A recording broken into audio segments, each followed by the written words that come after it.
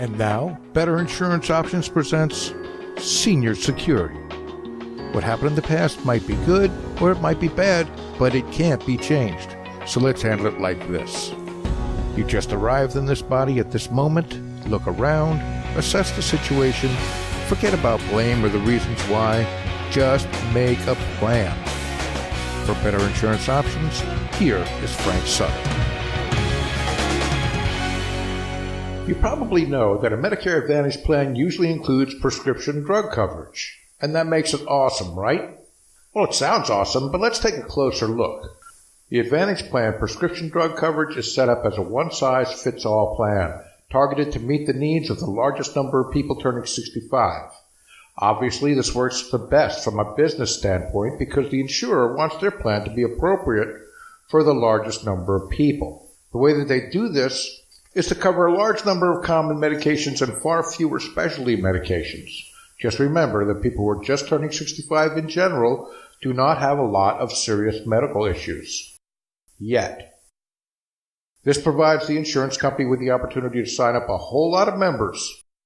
Medicare Advantage plans come with only one option regarding prescription drug protection, and everybody knows that eventually most of us wind up with health issues that grow larger over time. It probably won't happen for a while. In fact, I hope it never happens. But the simple truth is that none of us live forever, and most of us endure failing health eventually. So let's imagine for a few moments that you will end up with new, more expensive prescriptions, and at that point, your Advantage drug plan does not cover you very well. Actually, this happens so often that there have been solutions already developed to accommodate this situation.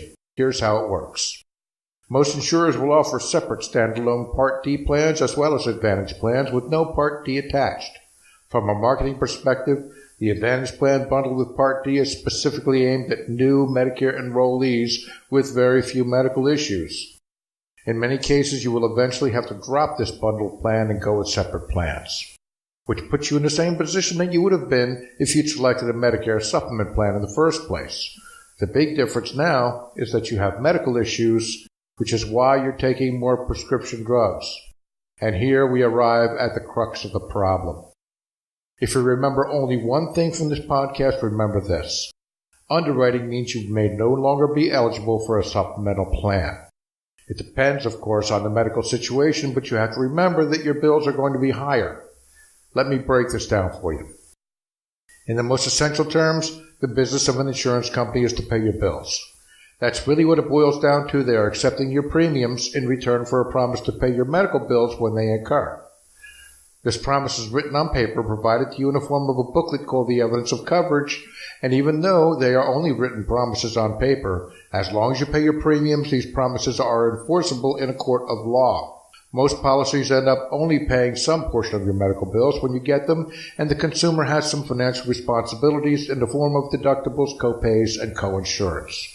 In the case of Medicare supplement policies, the benefits are standardized and the promise is to pick up all of the remainder that Medicare doesn't pay on all covered categories within the Medicare supplement plan. So given that the business of the insurance company is essentially to pay your bills, it's quite understandable that they would become reluctant to issue insurance for a person whose health may be failing. Is this horrible? I don't know. In a sense it is, I suppose, especially if it's you that can't get a supplemental plan. But on the other hand, there are guaranteed issue periods during which you cannot be turned down. You may have let these time periods pass, and this is an individual decision, which in many cases is very understandable because it's usually based on financial considerations. Nonetheless, there was an opportunity to obtain the insurance. It all goes back to that tired old analogy of trying to buy fire insurance because your house is burning down. Insurance companies simply can't do that.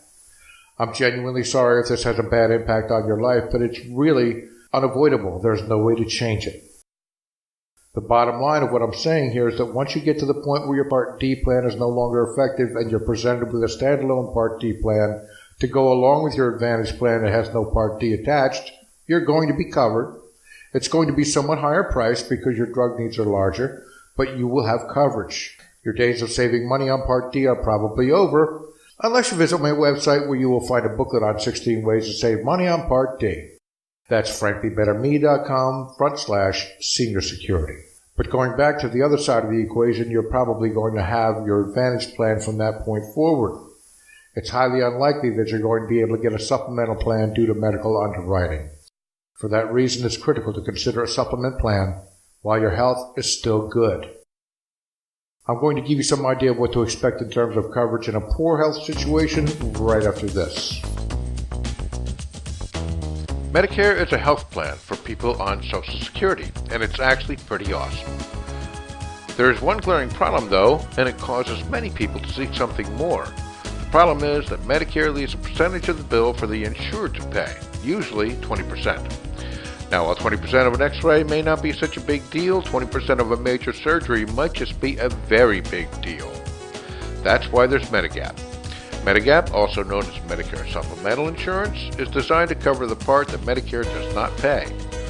I don't want to oversimplify this. Please know that there are many factors to consider when choosing a Medigap plan, but in its most basic, simplified form, Medigap reduces or eliminates your part of the medical bills. Visit franklybetterme.com/senior security to find out more.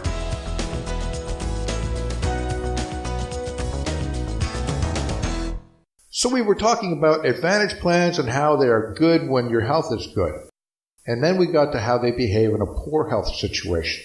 Quick review. Most of the time you'll have to obtain a standalone drug plan which covers your prescriptions better and a standalone Advantage plan. You will have your drug coverage, but the problem is that now your Advantage plan is separated from your drug plan just like a supplemental plan would have been. And you will still have the nickel and dime copays and coinsurance of the Advantage plan. Only now, your medical needs are increasing, and so those nickel and dimes are growing. Suddenly, you no longer have the cheapest coverage available. This is the main reason why I urge people to consider supplement plans. I know they're more expensive. The monthly premiums are frequently much larger than an Advantage plan. And it's normally true that you will go for quite some time without needing the more comprehensive coverage that a supplemental plan can provide. The problem is, if you take this path too far, you may end up wishing that you hadn't. Just like the house on fire, if your health begins to go south, and that's what we're talking about here because this, of course, is insurance for seniors, it will be too late to get the best coverage. There are some interesting options available that you might want to consider, plans that provide less than 100% coverage. There's actually a whole series of options available in Medicare supplements. One of the most interesting is a Plan F high deductible. This is a Plan F, which means it'll give you 100% coverage apart from drugs, but it has the unique exception that it contains a deductible. Basically, what that means is you will be covered by your original Medicare with a safety net. Your responsibility will fall along the lines of 20% of your medical bills until they become very large, at which point you will meet your deductible and your Plan F will kick in. That's at least one option you should consider, especially in light of the fact that a Plan F will be discontinued in 2020. I'll have more about Plan F high deductible in another venue, but I think it's a plan worth considering. Another option is to look at a prescription drug card. I have one on my website that I highly recommend because it provides far more than just prescription discounts. All of this is your decision, of course, but I can tell you this. People with supplemental plans have a greater sense of security and peace of mind. I can sum up how they feel in just 2 words. It's covered. We should talk. Here's my info. My name is Frank Sutter, and I'm a licensed independent insurance professional. You can reach me at my cell, 267-997-1007, or in my office at 215-992-9953. My email is franklybetterme@gmail.com. My company, which is rapidly growing, is Better Insurance Options, and we do life, health, and Medicare. And finally, our website is franklybetterme.com/senior security. You've been listening to Senior Security, a production of Better Insurance Options. Better Insurance Options is a subsidiary of Frankly Better Marketing Enterprises, Incorporated. You can email any questions or comments to franklybetterme@gmail.com.